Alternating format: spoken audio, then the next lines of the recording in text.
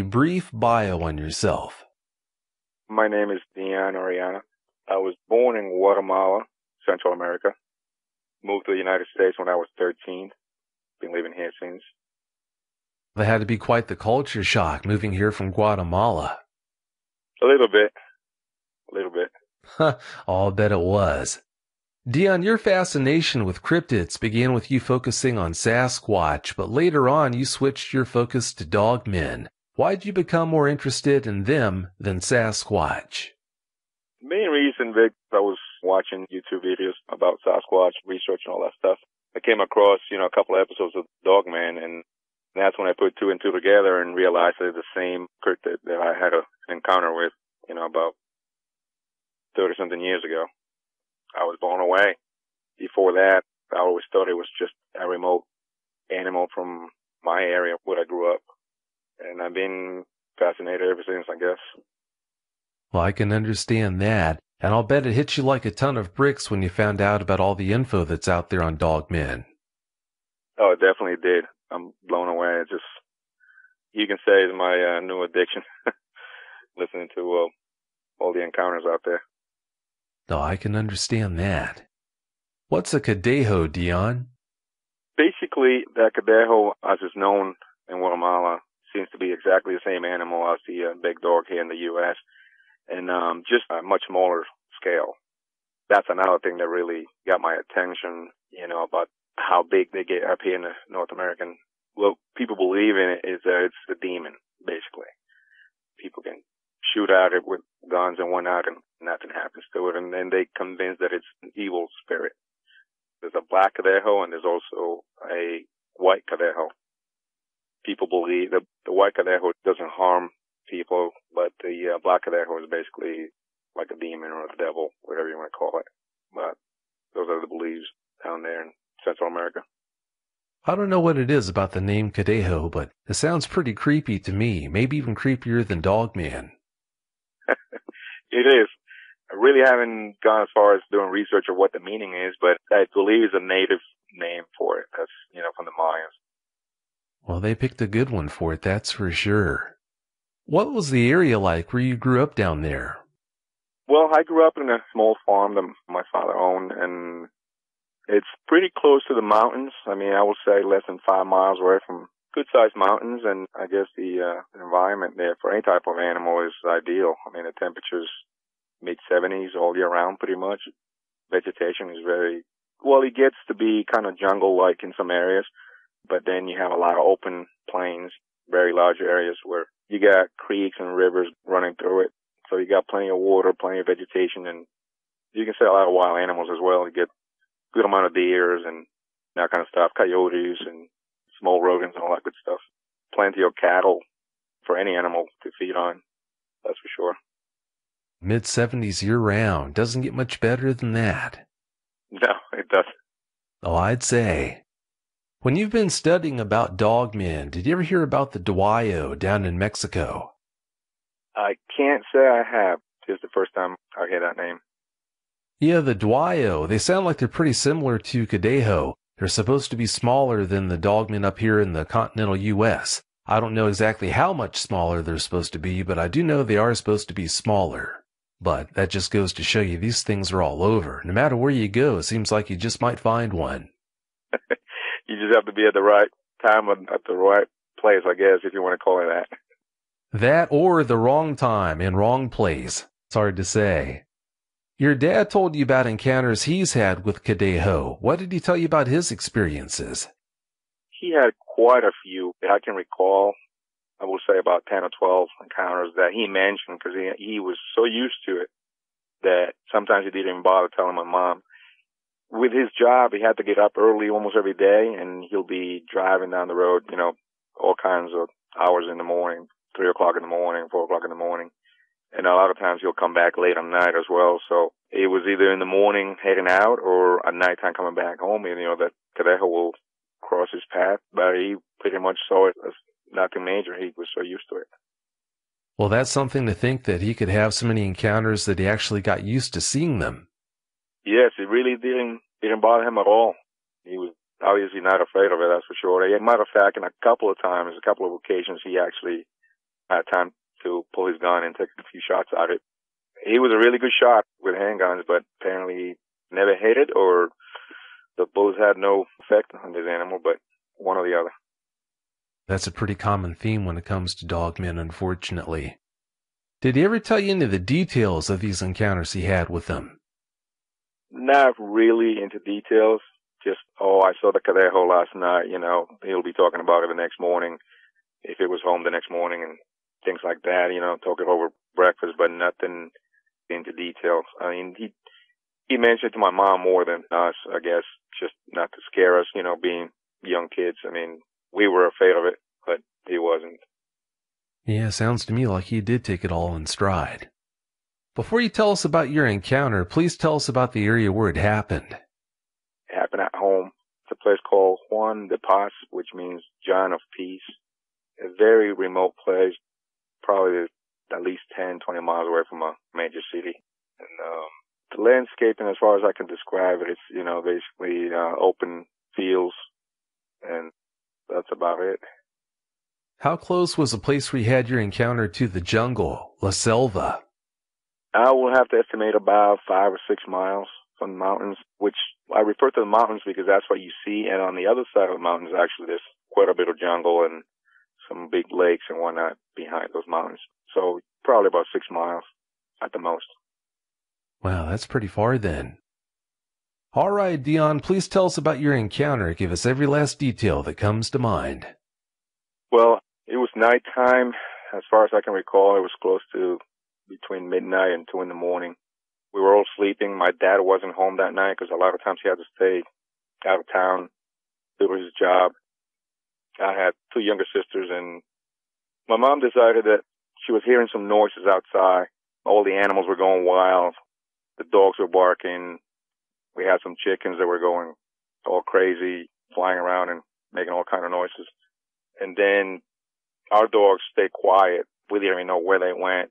But then my mom decided to go outside and check on the animals and decided to drag me along with her and grab him by the hand and grab a flashlight. She grabbed a handgun that my dad used to leave at the house for her. And we walked outside, a small flashlight, nothing fancy. You can imagine, almost 40 years ago. We were looking around the yard, and actually even the chickens stopped moving around, and we flashing the light all over the yard and trying to see what was making all that commotion. We walked about 40 feet from the back door of the house towards our backyard, and she kept flashing the light around. Couldn't see anything besides the animals that we had there at the farm. And, well, she decided it was time to go back inside the house. As we were walking back into the house, for whatever reason, she flashed the roof of the house, and that's when we saw these glowing eyes. We both stopped on our tracks. We were probably about 10 to 12 feet away from the back door, and the roof was probably about 10 feet off the ground as well. Then I could see the outline of this animal. It kind of looked like a full-grown Rottweiler. It was very dark, but with the flashlight, when she spotted it with the flashlight, she froze. I mean, she forgot she had a gun with her, and she grabbed my hand like a vice grip, and we just stood there for a few seconds. She didn't say a word. All I can remember is just her dragging me inside the house as fast as she could. And that was it. The animal was standing on all fours. Didn't move or didn't do any gestures. I didn't see any teeth. It was just a big head. I could compare it to a Rottweiler. And amber-colored glowing eyes. After we got in the house, I mean, all I can remember is my mom blocking all the doors, windows, and moving furniture up against the doors. And after that, she told me to start praying, and I had no idea what it was. I had heard about it, but I guess you can say I was half asleep because I was sleeping when she dragged me out of the house, out of bed. After that, we never talked about it for years. I could say probably 15, 20 years after it happened. I started asking questions. After that encounter, now that I recall, the next day she did mention it to me that I'm going to talk to your dad about it because this is getting out of hand and whatnot, because we had heard noises on the roof of the house prior to that night. And that night also, after we went back inside the house, we can hear, the animal walking around the roof of the house. I was scared for a few days. I wasn't really scared at the moment when it happened, but after it happened, I was afraid to go out at night. I used to go over to my grandparents' house all the time and, stay with them late at night. Well, that kind of stopped for a while, and I used to get my bike home around 6 o'clock in the afternoon before dark. But that was pretty much my encounter.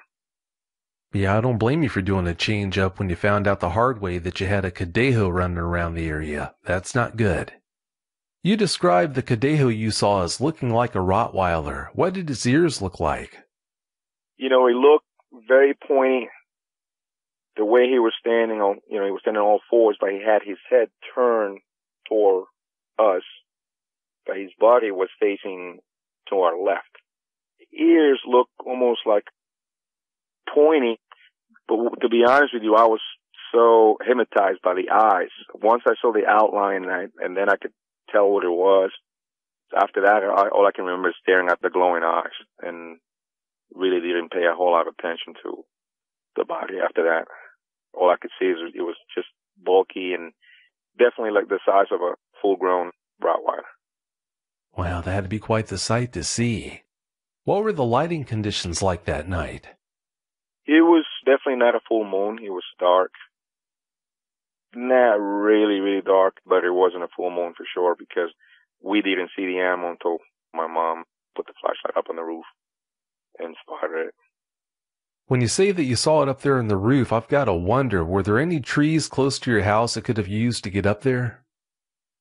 I wonder the same thing. There were a few small trees, but I got to say the trees were about 8 to 10 feet away from the edge of the house. So for an animal to actually use a tree to climb up there, it will have to jump about 8, 10 feet up in the air from the tree to the roof of the house. Well, when you consider that they get up onto roofs where there aren't any trees even close by, I don't think it would have to use a tree to do that, but maybe it still did since you had them so close. It could have, yes. Yeah, it's possible. How'd your mom respond after seeing it? Well, what I can recall is bedtime became about an hour earlier than usual, and the doors were very secure after that for a while. When she told my dad about it, he wasn't really concerned about it for whatever reason. I guess, like I explained before, he was used to coming across it, and he didn't think much of it. He just told my mom, well, just keep the gun handy and, don't let it in the house. But he wasn't really very worried about it. But my mom was afraid, I could say, for a few weeks at least. Well, I can understand that. And I second the part about don't let it in the house. Yes, right. Yeah, that wouldn't be good. You told me in the pre-interview that your mom was religious before you two saw the Cadejo that night. Did she become even more religious after seeing it? Yes, for sure. As I explained before, the local beliefs are that it's a demon, the devil. It's an evil animal, I guess. That's the way they see it. So, yeah, she was forcing us to pray more than usual. Luckily, it never happened again. And after a few years, maybe a couple of years after that, we moved to another town. I was going to middle school, and the town where I grew up, it only had elementary school. So we moved away from there for probably about 40 miles away from there. We still have our land over there. We still own the farm, but we moved probably a couple of years after the encounter. And after that, we moved here. I wonder how much of that move to the United States had to do with seeing that Cadejo. I couldn't say. Maybe it did, maybe it didn't, but now that I came to find out, I'm actually closer to the big boys over here, the big dog man. So I don't know if the Cadejo was probably much better to deal with than the ones around here. Yeah, I'd say it probably was. Pick your poison. Yeah, that's right. Could you tell what color it was? It was definitely black. I didn't see any light colors on it at all. It was very dark black color hair. And the reason why I keep saying Rottweiler, because the fur on it was as thick as a Rottweiler, and, it had a lot of hair in it, and it was all blacked out. I see. You said you two were standing there for about 3 seconds looking at it, but when you were doing that, did it ever show any emotion? No, we didn't. It just stood there perfectly still and didn't make a move, just looking down at us. And I guess I could say it was a good thing. But yeah, I don't recall any movement at all. Well, that's good. Yeah, if it would have done something to intimidate you, it would have just made it that much worse. That's right, yeah, for sure. Yeah, that wouldn't be a good thing. From what I understand, your mom was carrying you when you were just about a year old when she had another Cadejo encounter. What can you tell us about that experience? Yes, I guess you can call that my very first encounter. The way she explained me was, I was less than a year old, and they were walking back home from my grandparents' house, which was about 300 to 400 yards away from our house. And in the dark, the Cadejo came across their path, and I guess at that point my dad felt the need of reacting in a defensive way and took out his gun and took a couple of shots at it. My mom was very scared, obviously, because she said that he saw this thing jump the barbed wire fence like if it was nothing. It just so fast and such a high jump, probably 7, 8 feet off the ground, like if it was nothing. But obviously I don't recall that encounter. I was just a few months old. I'm so glad your dad was there when that happened. Well, that's what my mom said, because she said if it would have happened by herself, she wouldn't know what would have happened, because he came across the road, and mind you, this is a dirt road that ran through our property. He went across their path, and it stood on the other side of the road there, and that's when my dad took out his gun and took a few shots at it. And after that, it kept running, and it jumped the fence like nothing, a barbed wire fence. He didn't even touch it. Wow, that's pretty bad. Did people ever report seeing it during daylight hours, or did encounters only happen at night? As far as I know, it only happens at nighttime, so it has to be a nocturnal animal for sure. That's different than encounters that are reported here in the United States and a lot of other places too. Most encounters here seem to happen during daylight hours, but most people only go into the woods during daylight hours, so maybe that's got something to do with it. I don't know. Right. Yeah, I heard about them too. It was shocking to me as well when I heard about those encounters during the daytime. So that makes it even worse. That probably tells you that they're active all kind of hours of the day and night. So it makes it even more dangerous. Oh, I'd say so. Did locals ever go out hunting for them back then? Not that I can recall. I can't say they don't. As far as from the stories that my dad used to tell me from his own and people that he knew. No, actually, people try to stay away from it, because they also have another belief that if you chase it and the animal feels corner, that's when it stands up on the hind legs, and that's when people get really freaked out. They claim that some people go crazy for a while, like go nuts for a few months, and it takes like therapy or finally, just letting time go by, they get better. But like they lose knowledge of who they are, what their names are, and all that stuff. Those are the only things that I can recall from the few that actually has taken a chance of chasing it down into the woods. It takes some serious sand to go into the woods or the jungle looking for one of these things. I'm surprised people actually do that, but you know how that goes. I guess you'll find people that'll do anything. Right. Well, if you're naive of what you're chasing, then you could do some crazy stuff, not knowing the kind of dangers you're going to encounter. Do you know if locals are still seeing Cadejo down there now? That's a good question, Vic. Pretty much everybody that I knew from my childhood have moved out of that town. I have very little contact with just a few of them that I have found through Facebook and whatnot. But, that's a good question. That's a good question, and I can't answer that because I don't have relatives or friends there no more. But I'm sure they have, because, matter of fact, let me rephrase that. My dad actually used to stay here, work for a couple of years, and then go back and visit his parents while they were still alive. And I remember this, that he used to stay at our old house. And he told me once that he did have another encounter with it, going back from his mom's house to our old house. And this must have been 20 years ago, maybe. Wow, he has had a lot of encounters with it. Yes, for sure. Or I should say with them. You're married now. Have you told your wife about your encounter? Yes, I have. She's not too happy about my addiction because, I use the Dogman stories as alibis. That's what I listen to go to sleep. I'm intrigued by it. But she thinks it's funny. She doesn't really believe in it.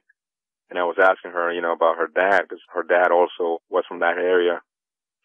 And she can't recall if her dad had any encounters or not. But she doesn't believe in it.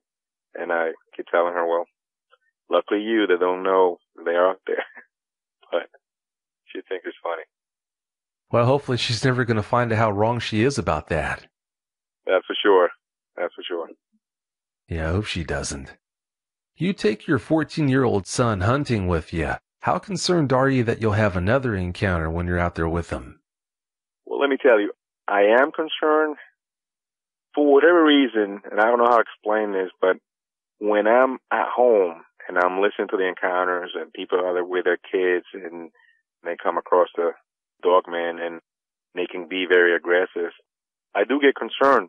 For whatever reason, when I'm in the woods, I don't know if because the amount of firepower that I bring with me makes me more confident, but I'm very cautious though. I'm always on the lookout, and this is what I teach my kid. I hope we never have an encounter, unless it's a brief one where we're not in danger at any point, but when I'm with him, I definitely take precaution, how deep into the woods we go and where we sleep when we're camping and all that stuff. So there was one occasion, I live in Georgia and I go up in the mountains of Georgia, and I know there's been a couple of encounters in that area as well. This past year we went about 17 miles into the mountains there, all through dirt roads, and there's no houses around anywhere near. It was about 5 p.m. and we got done. We're walking back to our camping site, and I had this eerie feeling. It was like a sixth sense that was telling me, don't stay there. And I told my son, I said, are you okay to hike back to the car so we can sleep in the car? He's very easygoing. He said, yeah, sure. So we grabbed our stuff and hiked about 4 miles back to the car. It was just ironic. The minute we got done and we got in our vehicle and got in our sleeping bags, when I turned around and looked out the window, it was pitch black and no sunlight whatsoever. So now, of course, we made it just in time before it got dark. But when we were walking back to the car, I just had this eerie feeling like we were being watched. And, obviously I didn't see anything, I didn't hear anything, I didn't smell anything, but it was just the feeling. And because I was with my son, and I was concerned about it, because you never know. Listen to your instincts. They normally will serve you well. I'm glad you did. That's right, yeah. You've been driving over the road since the year 2000. Have you ever seen anything strange while driving all those miles? I have. This happened between midnight and 3 in the morning, most likely around between 1 and 2 o'clock in the morning. I had just taken off for my break, my 10-hour break. This is going back in 2003. I was traveling all the way to California. I used to live in the Northeast back then, and I was traveling through I-40 between Oklahoma, just about to hit the Texas state line. There was no vehicles around me at that time, even going the opposite direction. I didn't see any headlights. Again, this was on I-40. I had my high beams on, and at the distance, I could see this animal walking along the shoulder, going the same direction I was heading. I was heading west on I-40. And I couldn't tell what it was. I was doing about 65, 67 miles an hour, slowed down a little bit. And when it was about 50, 60 feet away, I clearly saw this animal, and I couldn't tell what it was, but it actually turned going towards the woods, and it turned to its right. At that point, my headlights were about 20 feet away from it, and I clearly saw what it looked like, a panther. Basically, a black mountain lion. That's what I saw. Big, long, curly tail. And it walked like nothing was happening. I was in the right lane at that time, and that animal was on the shoulder. So when I passed him, I had to be maybe 6, 7 feet away from it when I passed it, and he didn't even flinch. It was just started walking towards the woods like nothing was happening. For a few seconds, I thought my mind was playing tricks on me, but I know for a fact I was well rested. I just come off my break. I had taken a shower, had a meal. I was wide awake. I think I had like a 32-ounce coffee. I was set to go, and I know what I saw was what I saw, and it was definitely a Black Panther. Well, Well, I don't know what's stranger, the fact that you saw a black panther there, or the fact that it had that business as usual disposition when you went driving past it so close. That's what threw me off the most. I mean, I almost stopped. I always carry a good spotlight on my truck. You know, this thing would have lined up the whole neighborhood, but something told me, no, it wasn't a good idea. I'm like, I just kept thinking about it for a while. I mean, for a whole trip almost. And after that, when I got back home about a week later, I started doing some research on it, and then I came across some videos that they have, some encounters that happened in West Virginia, if I recall correctly, somewhere in the Midwest. I can't recall what state in the Midwest, but there are people that claim they've seen him. I saw one that the guy had it on video. Using logic, I think what it is just a black mountain lion, you know, like the panthers in the jungles.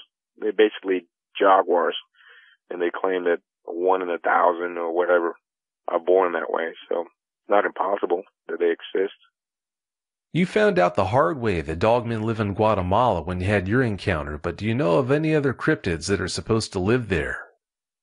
Matter of fact, I do. There's another cryptid that is called Sisimite, and that's basically your version of Bigfoot in Central America. Your dad's best friend, in fact, had a run-in with a Sisimite about 40 years ago. Please tell us about his experience. Yes. One of my dad's best friends, I went to school with his sons, and no one that you can tell will tell you a lie for no reason. This gentleman was hunting in the mountains, and when I refer to mountains, the mountains are about 6 miles away from where I grew up. He was with a couple of his friends. Anyway, they got done for that day. They set their camping site, which back in those days you used to camp the old-fashioned. Just find a good pillow and get your blanket and go to sleep, you know, nothing fancy.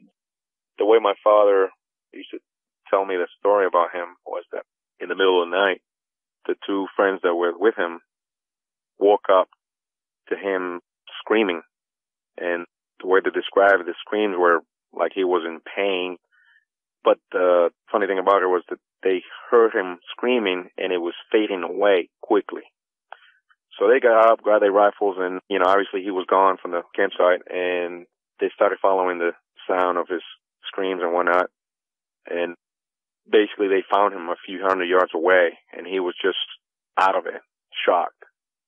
When he finally told what happened, he told he was laying down sleeping, and some animal picked him up, grabbed him with one arm, and carried him like he was a little baby on the hip, on the side, with one arm, and he was fighting for his life, you know, trying to get loose from this animal. And all he can describe was that it was very hairy, smelled really, really bad, and it was so strong that he was putting all his strength and might, and this animal didn't budge. I think the animal finally dropped him once because his friends were on his trail chasing him, and I believe they threw a couple of shots up in the air with their rifles and whatnot, thinking maybe he was running away from an animal, not knowing that he was being carried by this thing. So that was, I guess, as close as you can get as an encounter with the Sisimite, which is basically Bigfoot. Thank goodness they got him back. Yeah, that's for sure. That's for sure. Yeah, I don't think that would have ended all that well for him if they hadn't.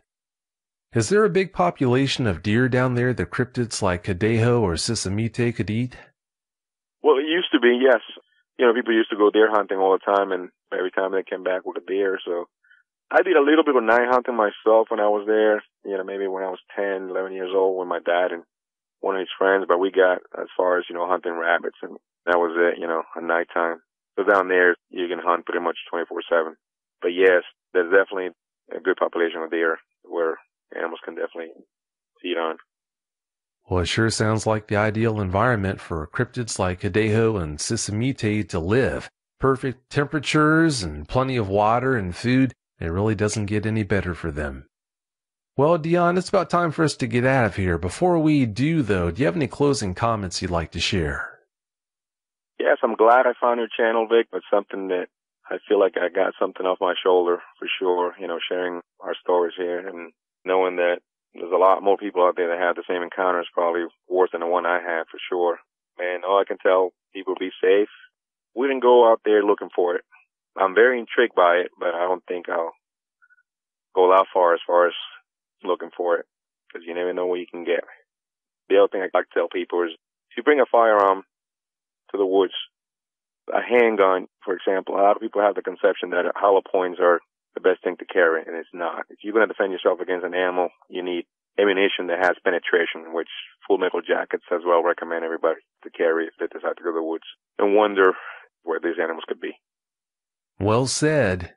Well, thanks again so much for sharing those stories with us, Dion. I really do appreciate it. Oh, thanks, Vic. I love your show, and you do a great job. Thanks again so much, and have a great night. Do the same. Thanks. Bye.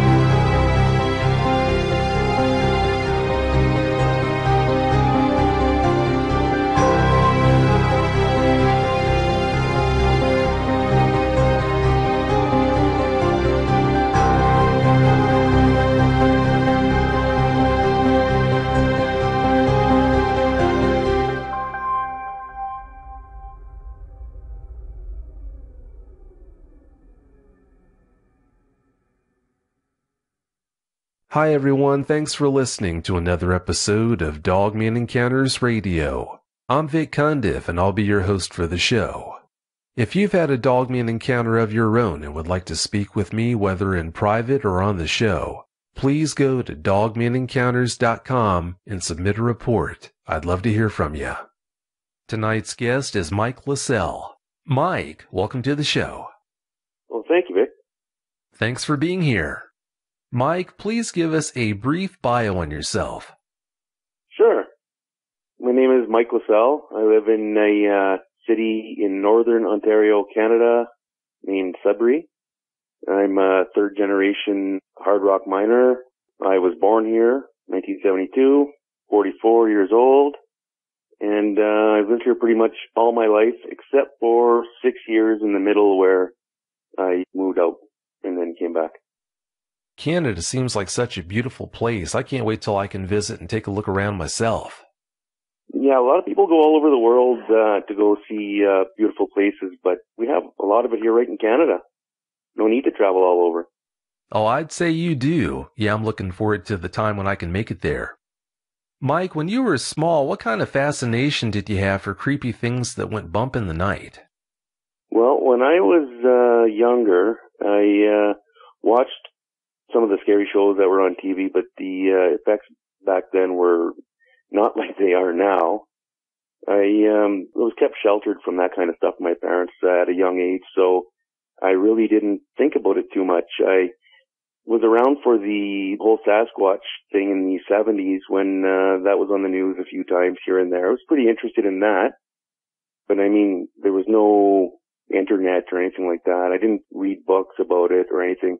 There was something on TV about Sasquatch, I'd watch it, but that's about it. I see. When did you first hear the term Dogman?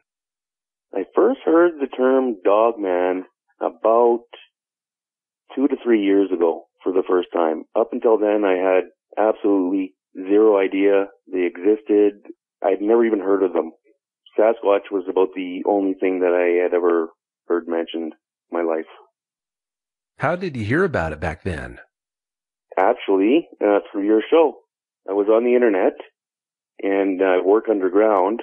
The job I was doing at that time was pretty repetitive, so some people listen to music, some people listen to other stuff. I chose to listen to talk radio.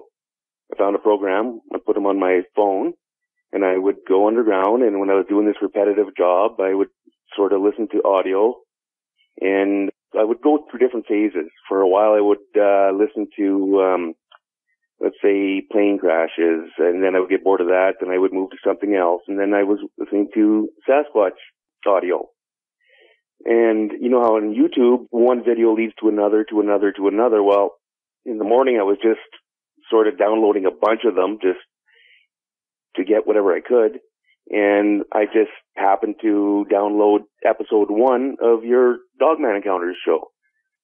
So when I started listening to it, I thought, what the heck? This is not Sasquatch, a Dogman. I've never heard of this before. And I started listening to it more and more. And it was those two gentlemen, episode 1, who had that encounter out west. And the way they were speaking, it really caught me because, well, to me, they were being 100% sincere. I mean, if they weren't being sincere, they deserve an Oscar nomination, that's for darn sure, because I totally believed them.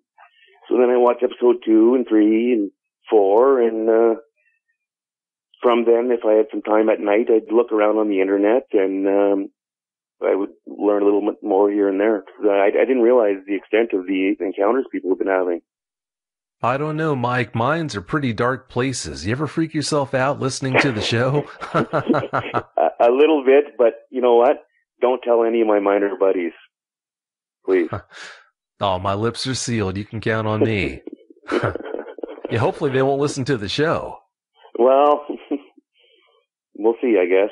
I'll know in the lunchroom if I start getting razzed about it. I'll know they heard it. Oh, I'm sure you will know. That's funny.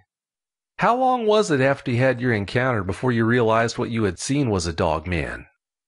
Well, I had my encounter in 1988. So between then and when I seen your show, or heard your show, I had no idea it was a dog man that I had seen that day. And then when I got to about third or fourth episode of yours, everything just flashed back, and I just, boom, and everything just clicked, and holy mackerel. And I realized that there was a pretty darn good chance that that's what I had seen, and that's what it was, and I had been mistaken this whole time. So from 1988 till 3 years ago. When you look back on that experience, are you glad you didn't know about dogmen back then? Oh, absolutely. I mean, I've been an avid outdoorsman my whole life. I love fishing and hunting and even just going out in the boat and stuff like that. So had I known at that time what I had seen, I probably would have had a lot more sleepless nights in the bush during that time. So kind of not knowing allowed me to sort of enjoy it a little more worry-free for a lot of years. But now, of course, that's different. I know what you're saying. Yeah, sometimes it's best just not to know. Yeah, for sure. I agree. Did you go crazy studying about them once you found out about dogmen? Yes, I did. Especially after I figured out that, in all likelihood, that's what I had seen. I sort of couldn't get enough about it. I listen to your show every week. There's actually a few shows I listen to every week, and I've looked it up online, and it's fascinating to me. It is a fascinating topic. After finding out so much information about them, did that make it easier or harder for you to deal with your experience? Well, I would say that I didn't have a hard time dealing with the experience at that time. Now that I know what it was, I suppose it makes me think, wow, like those things are out there that whole time, and I didn't know, and I kind of get shivers about it. But it didn't change how I feel about it either way, really. Well, that's good. Before you tell us about your encounter, please tell us about the place where you had it. Sure. In Marathon, Ontario, the land there is very, very heavily forested. I don't know if anybody's ever driven through that area on Highway 17, Vic, but it's full of hills and valleys, and the forest itself is, I think they call it boreal forest, is very, very thick. You have trouble, you can't even really walk through it. All around Marathon, actually, truckers have a real hard time because when one hill stops, another one starts, and then there's corners, and then down the hill, and so I wouldn't really say it's mountainous because out west they have like real mountains. If I told someone from BC that these are mountains, they would probably laugh at me, but to someone else, it's actually pretty, I would say, mountainous, and they're completely covered in mostly spruce trees, fir, pine, stuff like that. A lot of water around there, a lot of different lakes, all kinds of different fishing, excellent habitat for moose, bears. Everything's abundant up there. It's kind of beautiful, actually. Oh, it sounds like it is. All right, Mike, please tell us about your encounter. Give us every last detail that comes to mind. All right. So one day after school, a friend of mine asked me to join him in his father's car, and we would take a drive. I said, sure. My girlfriend jumped in with us, so there was three of us in the car. In the car, I can still remember, it was a blue 1978 Oldsmobile 88. So like a big car. Like the Frenchmen up here, they call that a bateau. Like it's a boat. It's a big car. You don't see too many of them around nowadays. But back then they were pretty common. They were all over, and it was excellent. So gas was cheap. We used to just take regular rides after school and drive all over Marathon. And there wasn't really much to do there, so we used to just go see friends, go to the lake, go visiting, just killing time like teenagers do. So on that particular day, we had decided to take a ride from Marathon up to Highway 17. Now, that's about a 7-kilometer stretch, which is, I think, about 4 miles for you American folks. The road between Marathon and the highway is, you're going uphill, because Marathon is actually on the shore of Lake Superior. There's a pulp and paper mill there. Now, Highway 17 is up much higher. So that whole 7-kilometer stretch, you're basically driving uphill. It sort of takes a couple of real wide turns, but it's up and down. But generally, it's up. So if you look way up ahead in the road, you're looking up a lot higher. And it heads from south to north. I guess when they cut that road, they had to blast through a bunch of rocks, and they used that rock after they crushed it to build the road on top of it. So the highway itself is actually elevated quite high. The tree line on either side is far, far, far from the road. I would say 50 to 70 feet. It changes here and there. So from the side of the road to where the tree line is, it's 50 to 70 feet. Depends where you are.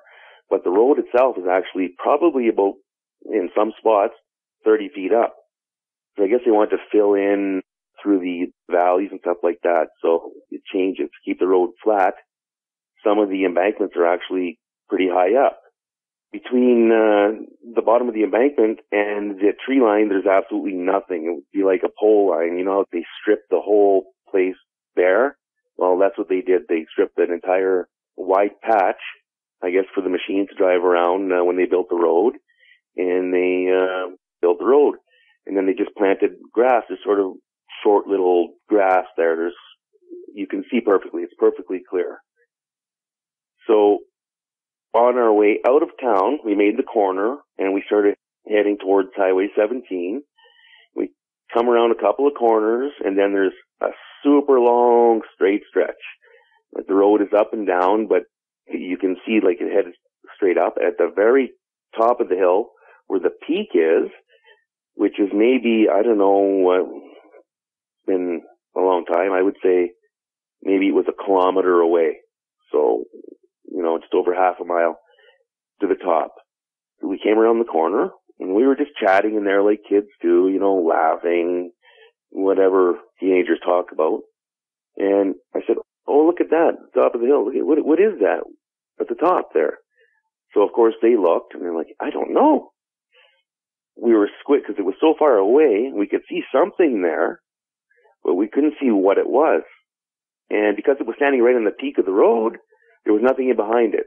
So it was just sort of like sky in behind it type thing, just a silhouette of something there on the right-hand side of the road. So we're talking about it, trying to figure out what the heck this thing was. And it came to me. I said, oh, look at that. Is that a deer? And to see a deer, I know, is not really a big deal. But in Marathon, at that time anyway, when I lived there, it was a big deal to see a deer because there was no deer there. That's moose habitat.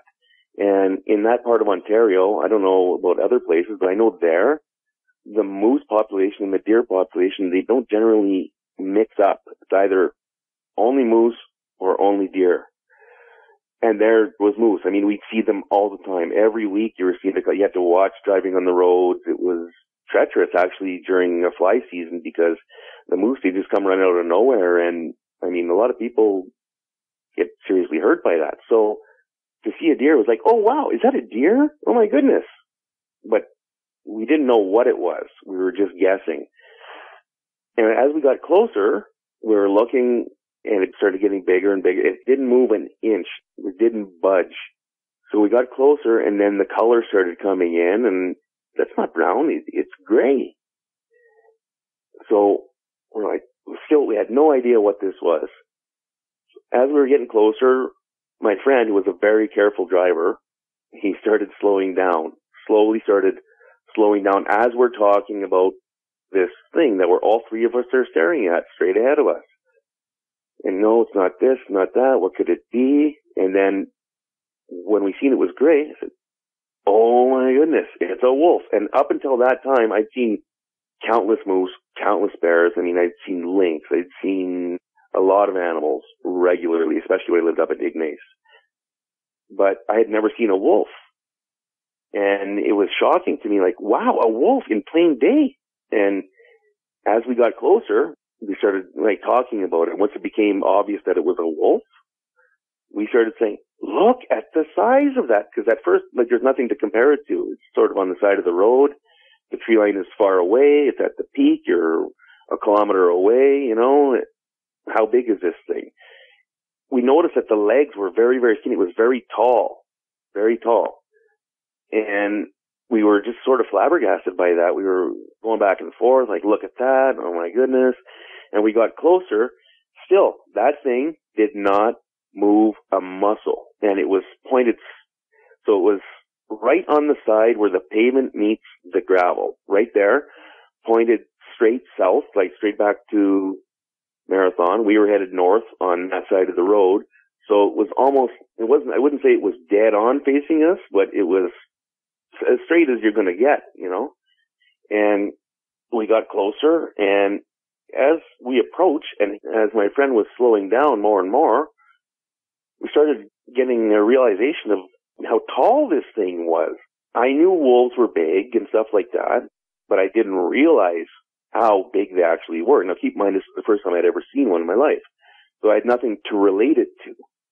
So as we see it and we're talking about how big this is, he's slowing down and we got maybe 50 feet away from it. And at this point, my friend slowed. He didn't stop, but he slowed to like a snail's pace.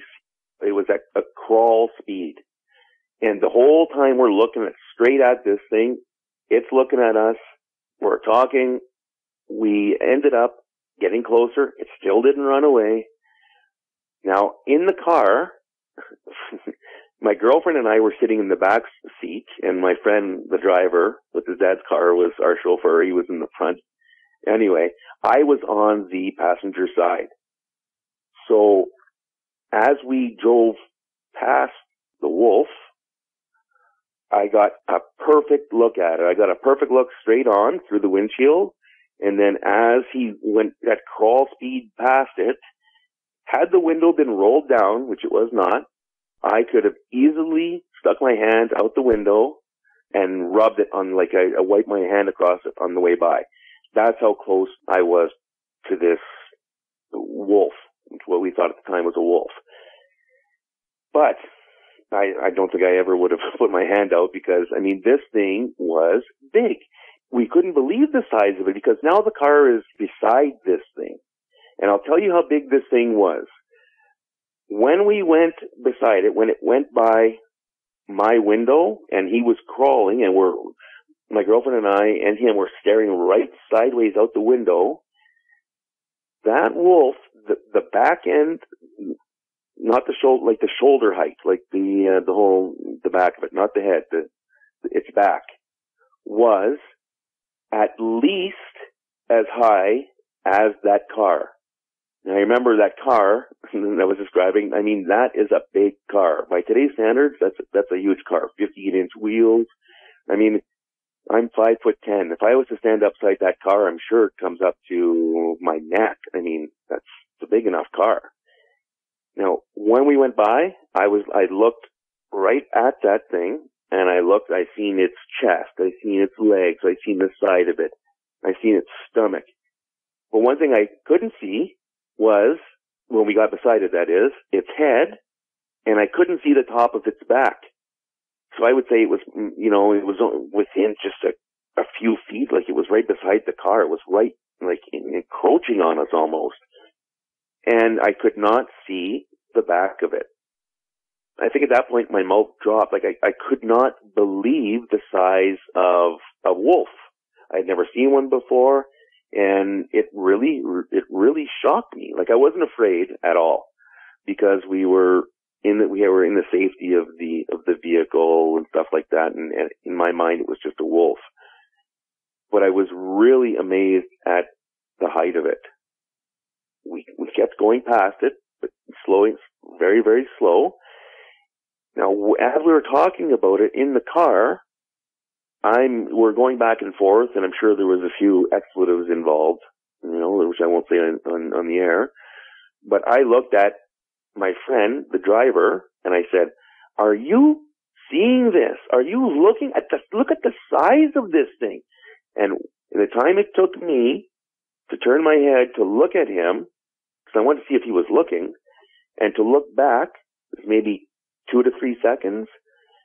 By the time I looked at him and looked back, the thing was gone.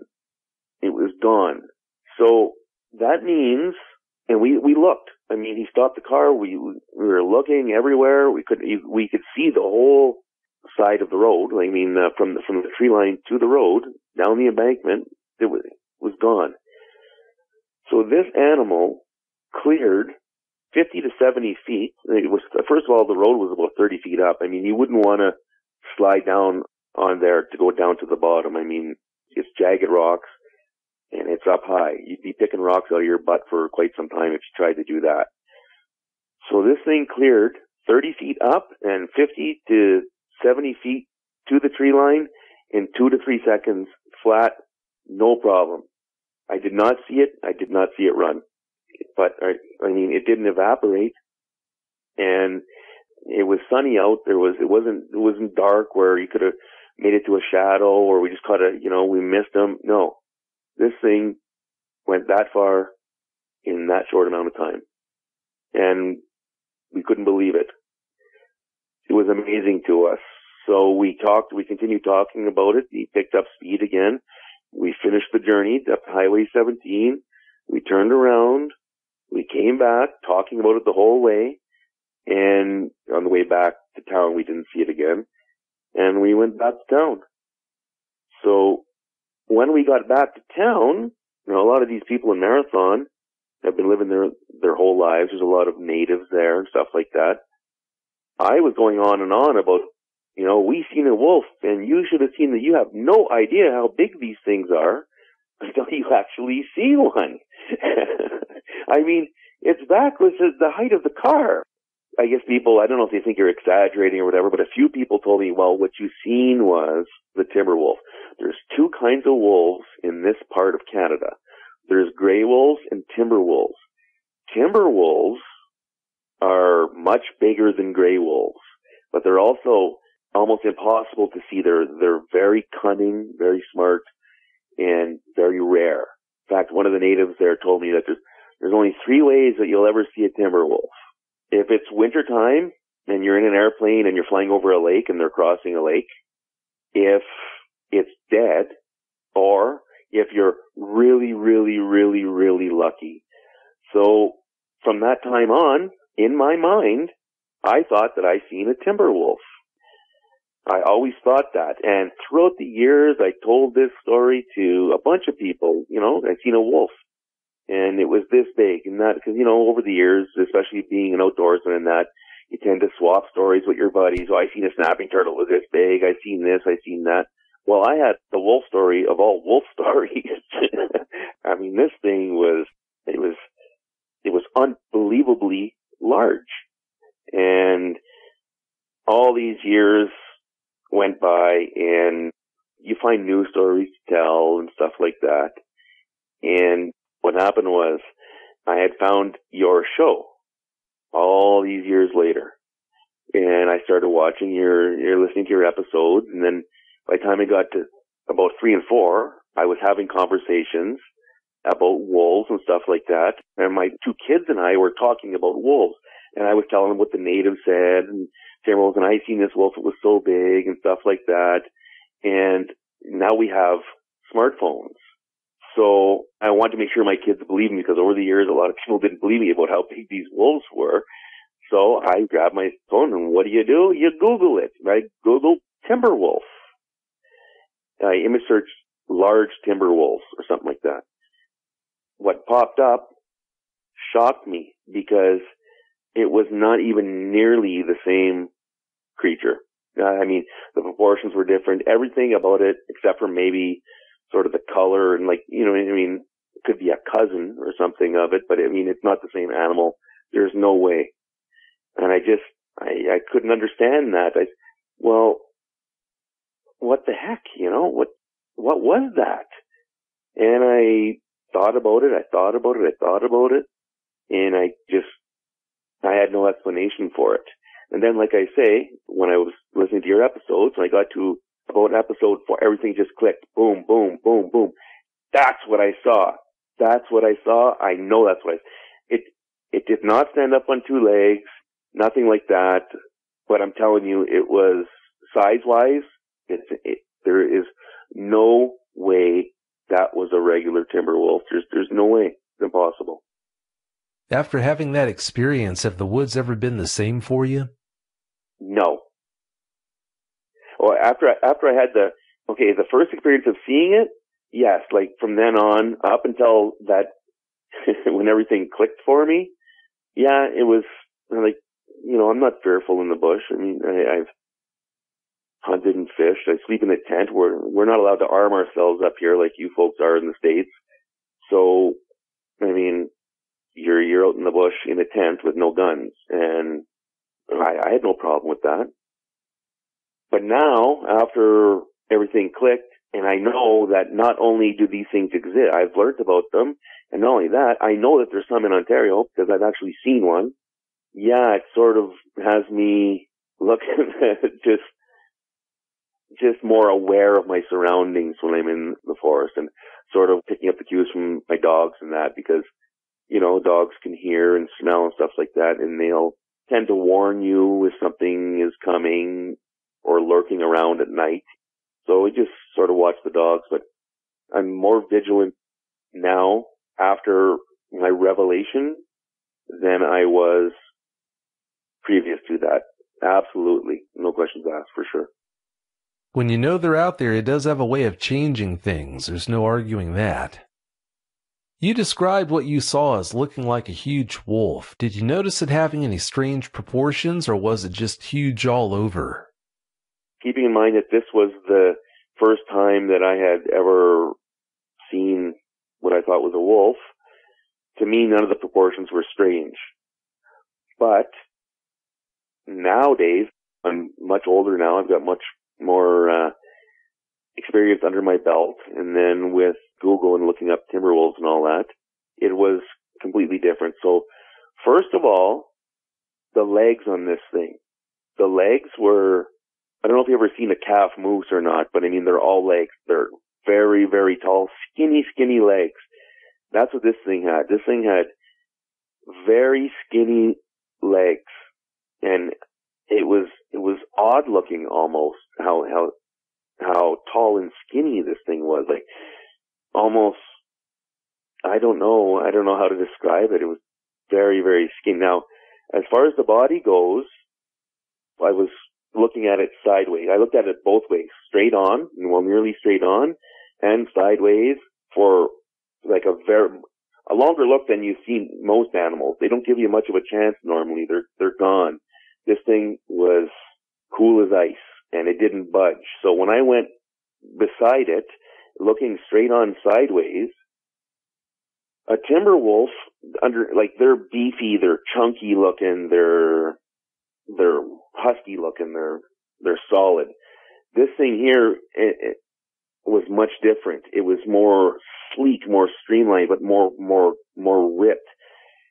You know how a pit bull dog looks? How a pit bull, it's all chest, like it's got big pecs there and under, like, big lungs in it, where in the chest sort of, if you look at it sideways, curves, like it comes way down and like straight in the front, and then curves around, and then it comes up to the stomach. It comes right up, like it's got like a very, very flat stomach. It's cut like a bodybuilder would be. I would have to say, like, if dogs could be bodybuilders, I mean, this thing would be one, because the chest was incredibly huge, but rounded.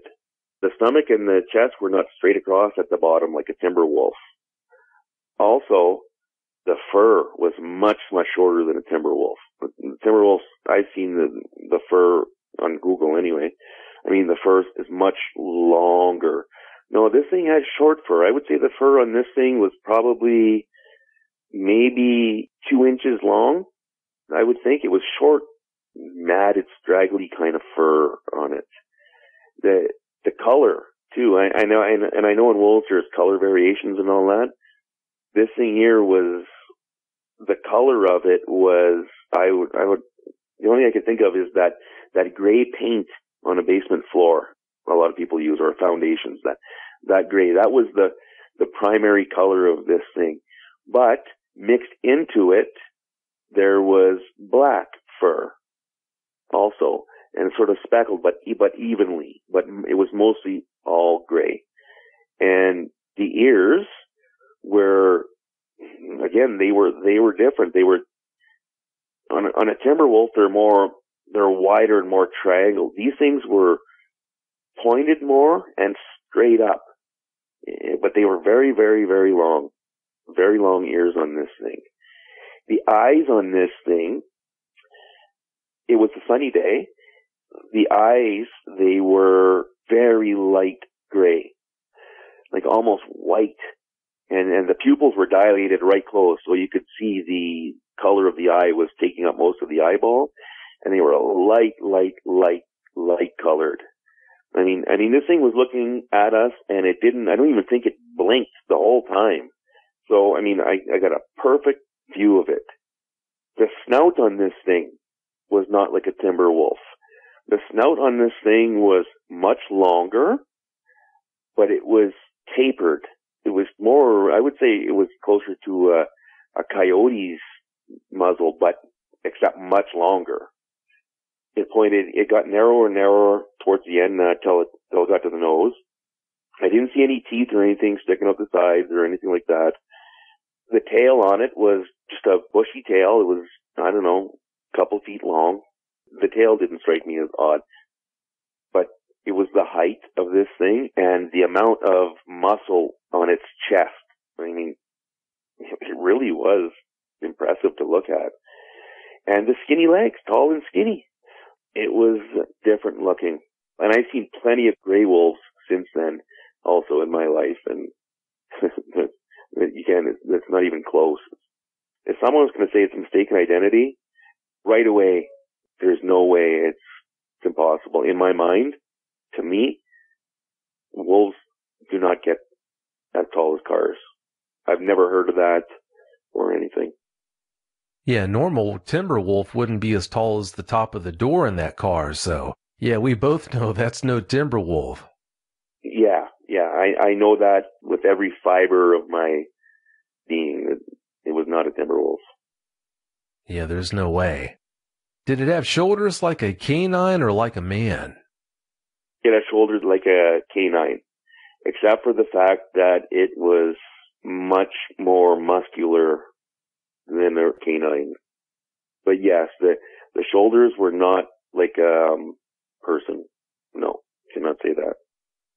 I see. Was there a culvert or any other place it might have been able to hide besides the tree line where you wouldn't have been able to see it when you turned back and it had disappeared? No, there was no culvert anywhere near there. In fact, there's only, I believe, one road if you're headed north on the left-hand side. My friend's dad used to take me in there bird hunting.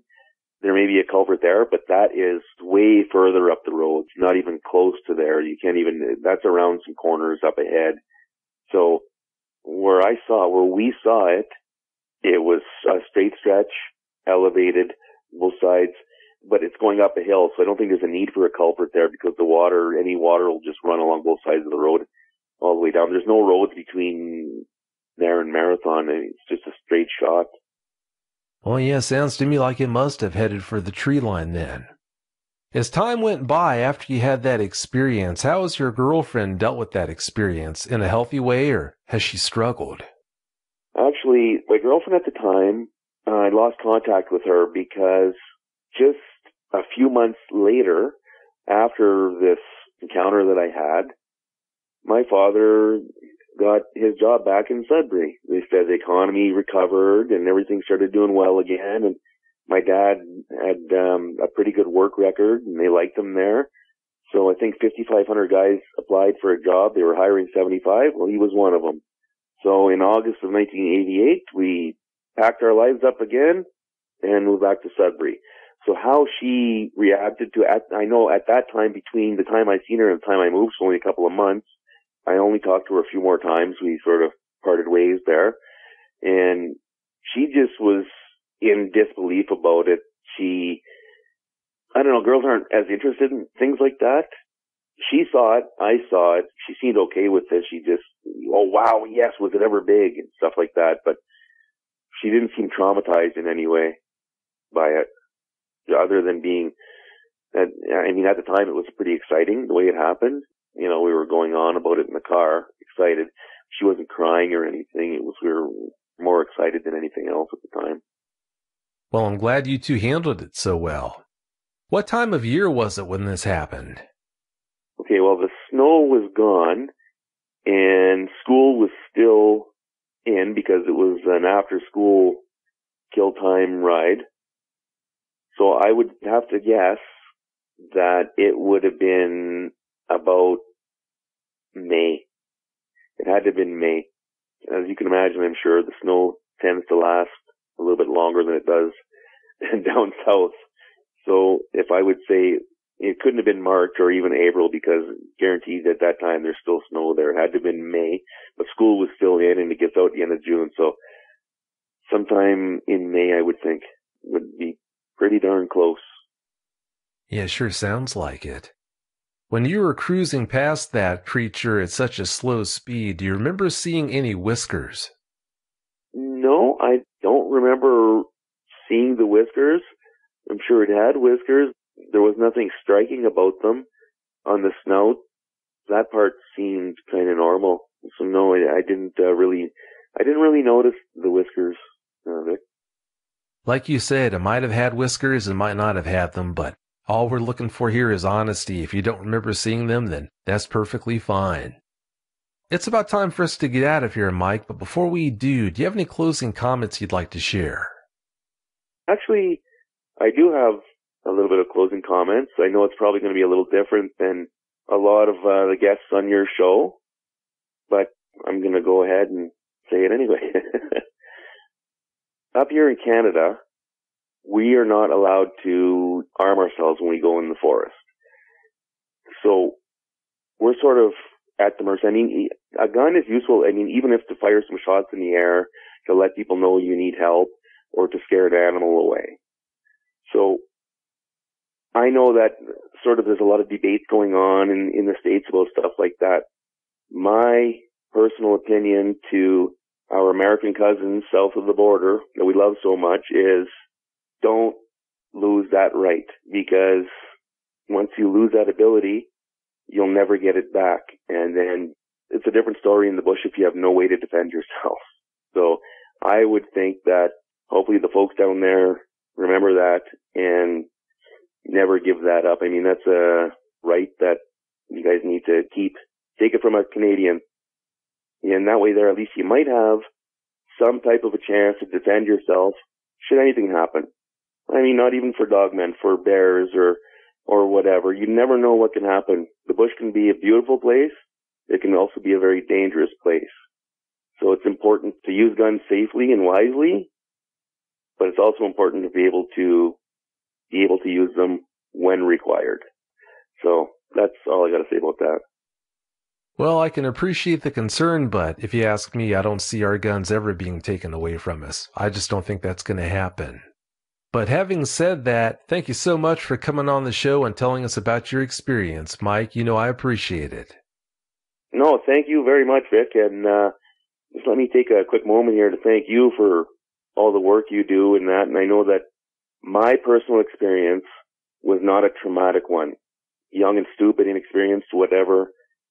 It didn't traumatize me. But I know there's a lot of people out there who aren't so fortunate and have had very, very scary, traumatic, even dangerous experiences.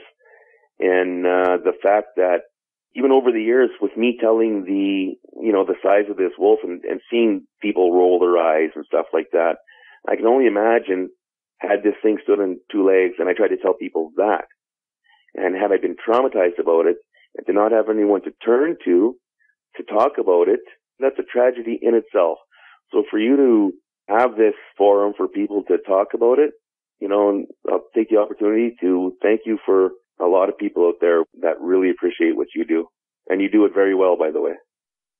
Well, thanks for the good words. I wouldn't have it any other way. I'm just so fortunate to be in the position where I can help these eyewitnesses the way I try to do. Well, thanks again so much for your time, Mike. Have a great night. Thank you. You too. Thanks. Bye. Bye. If you've had a dogman encounter of your own and would like to speak with me, whether in private or on the show, please go to dogmanencounters.com and submit a report. I'd love to hear from you.